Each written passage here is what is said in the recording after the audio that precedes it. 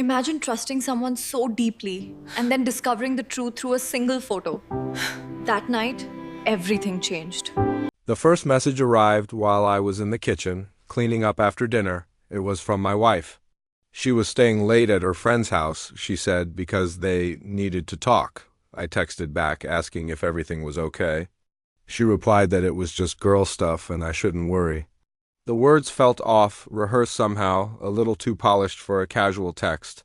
I found myself staring at the screen, a strange feeling creeping into my gut. The last few weeks had been a blur of late nights and flimsy excuses. My intuition was screaming that her words and her actions were completely out of sync. But I pushed it down, told myself I was overthinking it, and put my phone away. A couple of hours passed. Another notification lit up my screen. It was a heart emoji from her.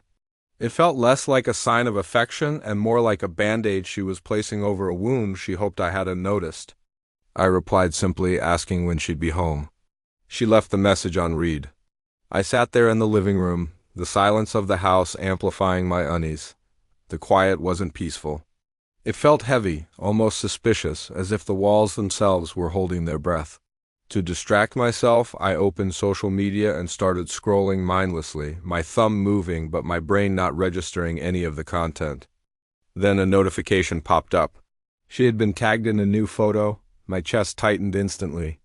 I tapped on it and the world seemed to tilt. There she was, sitting on a couch next to a man I'd never seen before, leaning just a little too close for comfort. Her smile, it wasn't her normal, relaxed smile. It was the one she used when she was trying to impress someone new. I stared at the picture for what felt like an eternity, analyzing every detail like a detective at a crime scene. Her hand was resting casually on his knee, an intimate gesture she never mentioned. The caption read, "Chilling with the best ones tonight," a stark contradiction to the story she had sold me. I messaged her again, asking if she was still with her friend. She replied almost instantly this time. Yes, I took a screenshot of the photo and sent it to her without a word. The silence that followed was deafening. Minutes crawled by, stretching into half an hour, then nearly an hour. The little bubble showing she was typing appeared and disappeared several times. When her reply finally came, it wasn't an explanation. It was an accusation. I was being dramatic, she said. The guy in the picture was just someone who happened to be there. My fingers flew across the screen.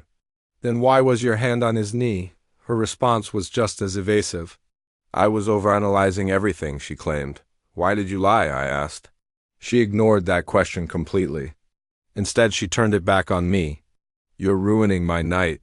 That single sentence hit me like a physical blow. I didn't reply.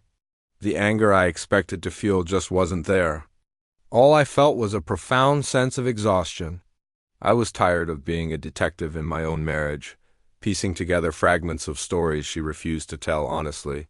It was long past midnight when she finally came home. The scent of a perfume that wasn't hers hung in the air around her. She tiptoed in, clearly hoping I'd be asleep. But I was waiting, sitting on the couch in the dimly lit living room.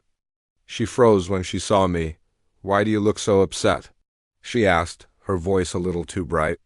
I'm not upset, I said quietly. I'm disappointed, she rolled her eyes, a gesture meant to dismiss my feelings as an overreaction. I'm allowed to have fun, she said defensively. I met her gaze.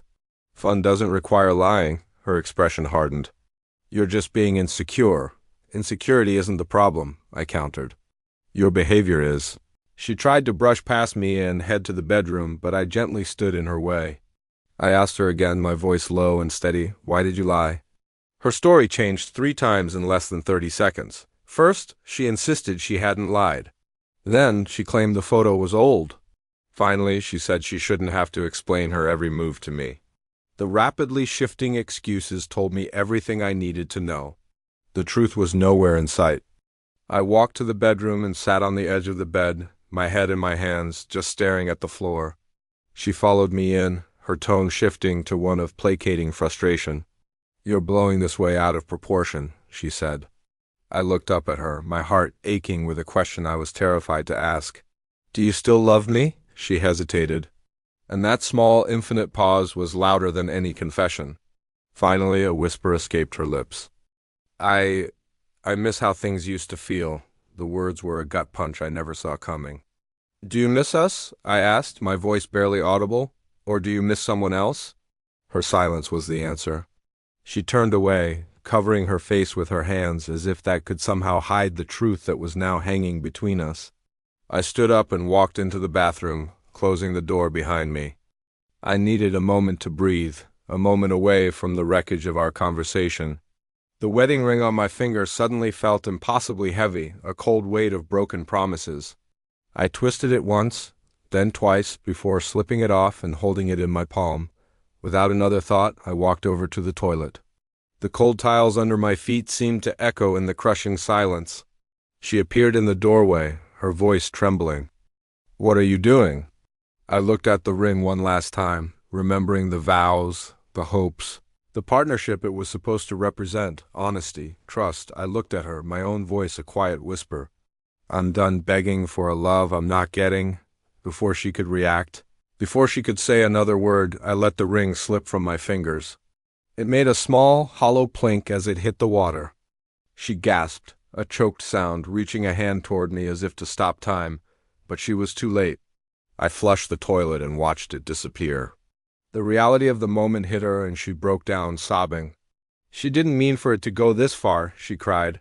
She begged me to talk, to give her another chance. But her tears felt like a storm arriving long after the flood had already destroyed everything. I walked past her, grabbed a small bag from the closet, and started putting a few things inside. I need space, I told her, my voice flat.